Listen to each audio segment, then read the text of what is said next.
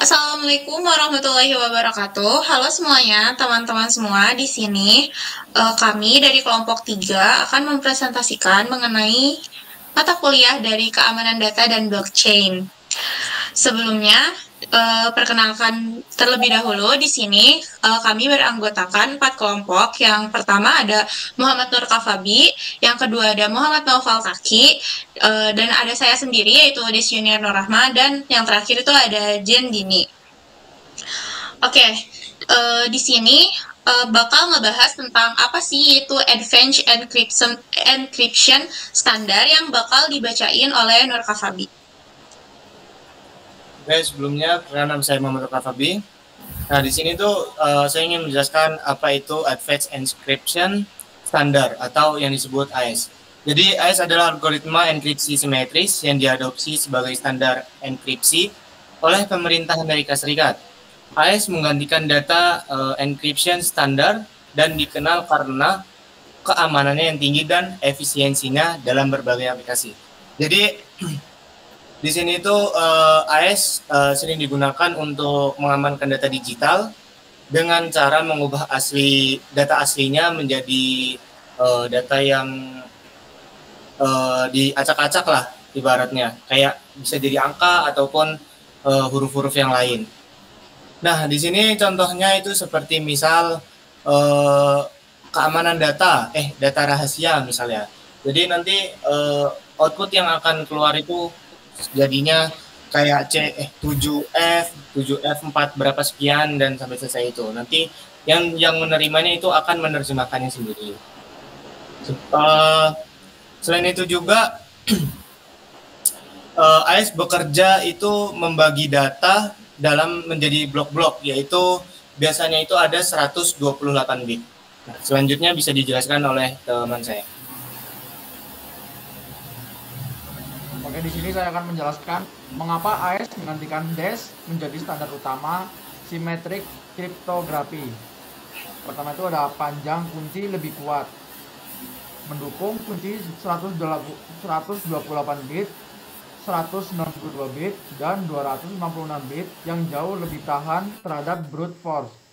Yang kedua itu ada kecepatan tinggi, yaitu digunakan untuk enskripsi real time seperti komunikasi internet dan penyimpanan data.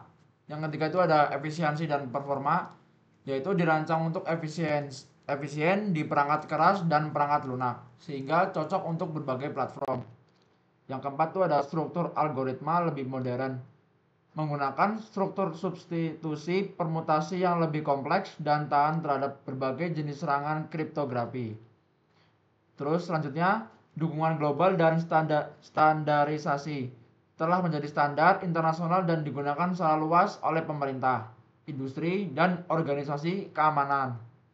Dan yang terakhir itu ada fleksibel, digunakan dalam berbagai mode operasi seperti ACB, CBC, CTR, dan GCM yang memungkinkan fleksibilitas sesuai kebutuhan aplikasi. Oke, di sini ada cara kerja dari AES atau biasa kepanjangannya itu ada Advanced Encryption Standard. Nah, gimana sih cara kerja dari AES? AES itu tuh algoritma AES bekerja dengan mengenkripsi data melalui serangkaian proses subbytes, shift row, mixed columns, dan add round key secara berulang menggunakan kunci simetris untuk menghasilkan ciphertext yang aman dari plain text. Nah, di sini tuh kan di sebelah kiri tuh ada nih si gambar dari proses enkripsi dari algoritma AES itu sendiri.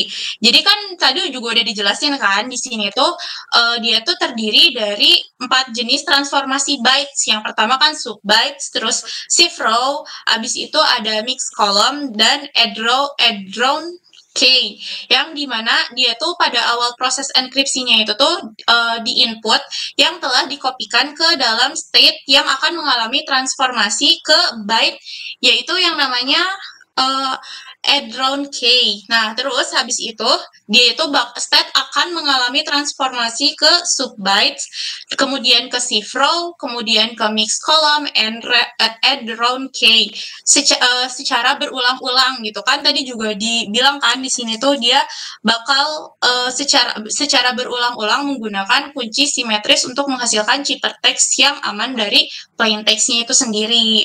Nah, kemudian di sini ada tabelnya juga dari cara kerjanya. Dari pengertian subbytes itu apa, shift row itu apa, mixed column itu apa, yang bakal dibacain oleh rekan saya sendiri. Oke, kemudian ini ada penjelasan mengenai poin-poin cara kerja AES tadi. Yang pertama itu subbytes. Dia mengganti setiap byte menggunakan tabel substitusi untuk menciptakan non-linearitas. Kemudian ada shift rows, dia menggeser posisi baris dalam matriks untuk mencampur posisi byte antar kolom. Kemudian ada mixed columns, dia mengalihkan setiap kolom dengan matriks tetap untuk mencampur byte dalam satu kolom. Kemudian ada round key, di mana dia menggabungkan hasil transformasi dengan kunci round melalui operasi XOR. Kemudian ada key expansion, yaitu membentuk kunci berbeda di setiap putaran dari kunci utama. Kemudian yang terakhir ada deskripsi, dia mengembalikan ciphertext dengan menjadi plain text dengan operasi kebalikan dari tiap tahap enkripsi. Oke, mungkin sekian presentasi dari kelompok 3 mengenai Advanced Encryption Standard. Wassalamualaikum warahmatullahi wabarakatuh.